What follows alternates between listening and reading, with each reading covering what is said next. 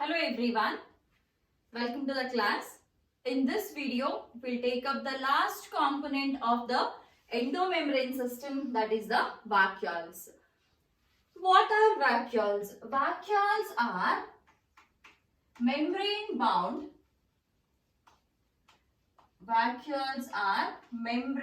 bound structures which are specifically meant for the function of storage.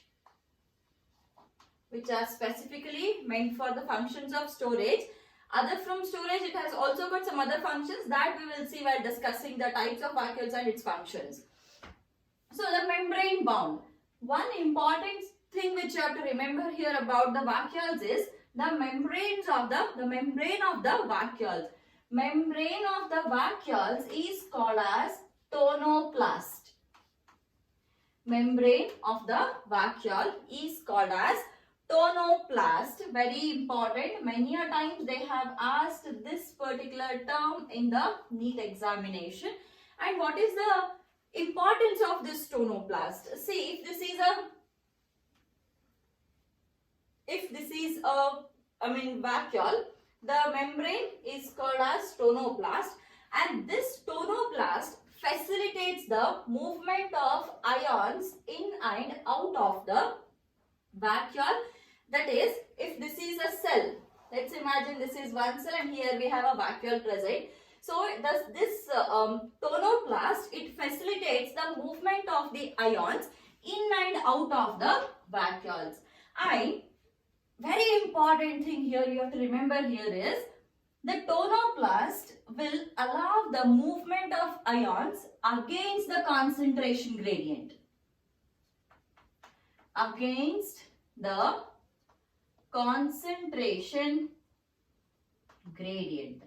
So since it is moving against the concentration gradient with the help of the tonoplast, there is a possibility that ion concentration is more in the vacuole as compared to the cytoplasm. Okay, so this is the membrane of the vacuole which is called as a tonoplast, and this tonoplast facilitates the movement of ions in and out of the vacuoles, and the movement is usually against the concentration gradient. That is, of course, along the concentration gradient also movement take place. However, it is also capable of facilitating the movement against the concentration gradient. Hence, the number of ions or the concentration of ions, there is a possibility. Okay, the possibility is the concentration of ions will be more in the vacuole as compared to the out of the vacuole or in the cytoplasm.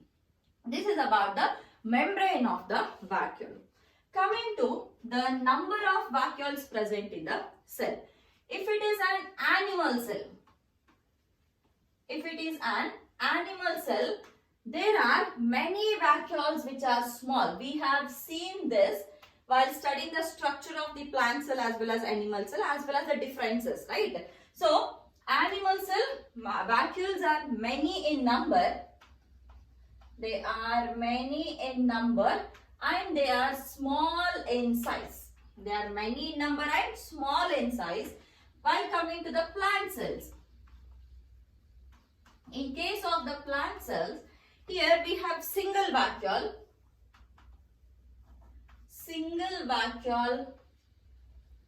which is large in size. Single vacuole which is large in size is present in the plant cell. We have seen the structure already. If you have not seen, just go back to my previous videos and watch the plant cell, animal cell structures, or at least the differences.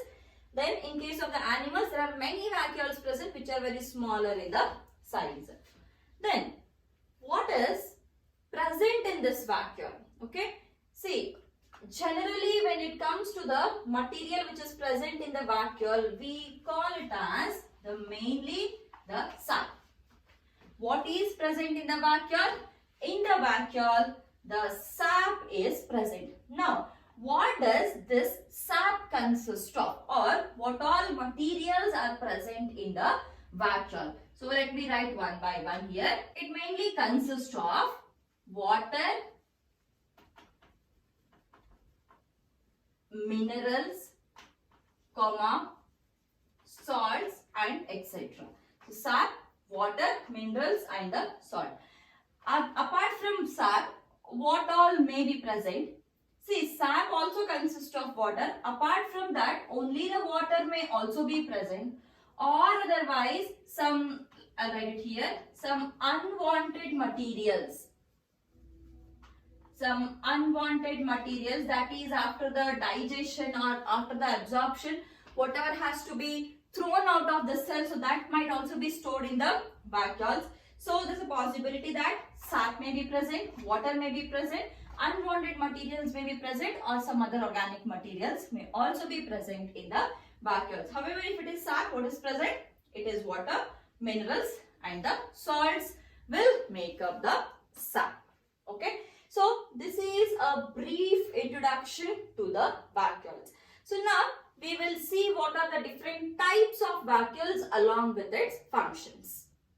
The first type of the vacuole is food vacuole.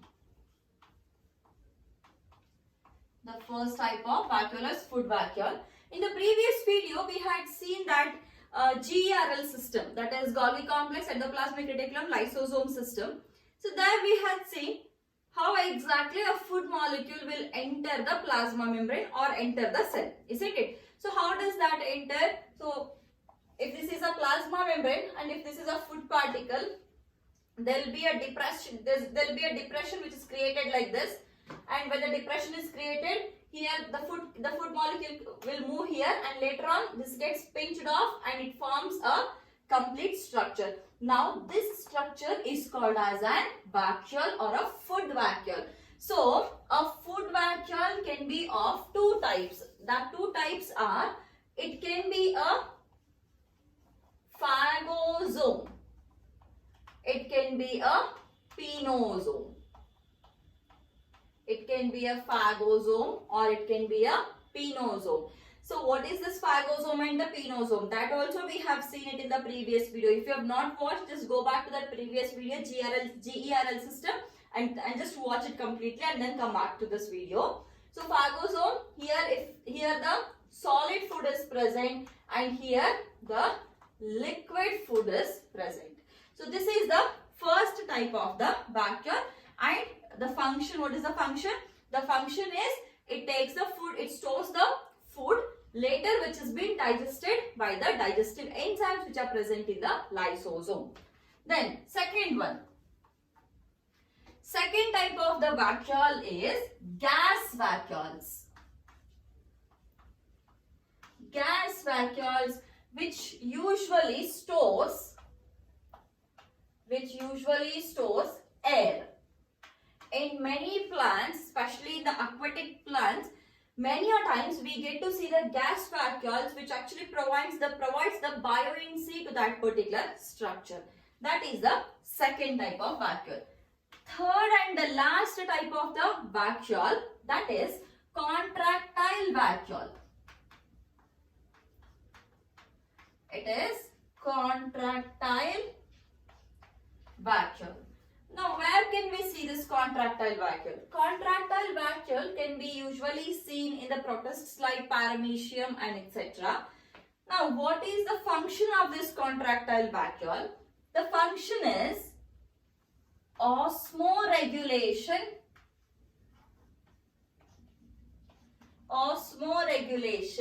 and excretion. Osmoregulation and excretion are the important functions of the contractile vacuoles. Why do we call it as contractile vacuole? The contractile vacuole, that's because, see, here a structure, we have a cell here, a structure wherein we have the vacuole. So how exactly this vacuole is helping in the excretion? So what happens here? This is all the unwanted material which is present in the vacuole, which has to be excreted. So now the membrane will come like this. It will come closer to the unwanted material, and then this will also move towards the membrane. When it comes here near the membrane, now what happens? See exactly how the endocytosis takes place. Similarly, here now the membrane will cover the material like this, and this material is being thrown out. So it is mainly due to the contraction of the membrane as well as the vacuoles. The process is happening. It might be osmoregulation or it might be excretion. Hence, the vacuoles are called as the contractile vacuoles. So, these are the three types of vacuoles with their functions: food vacuoles, gas vacuoles, and the contractile vacuoles. And where are these vacuoles present? I mean, majorly these can be where these can be seen. So, food vacuoles, these can be majorly seen in protists. Gas vacuoles, they can be seen in some aquatic bacteria.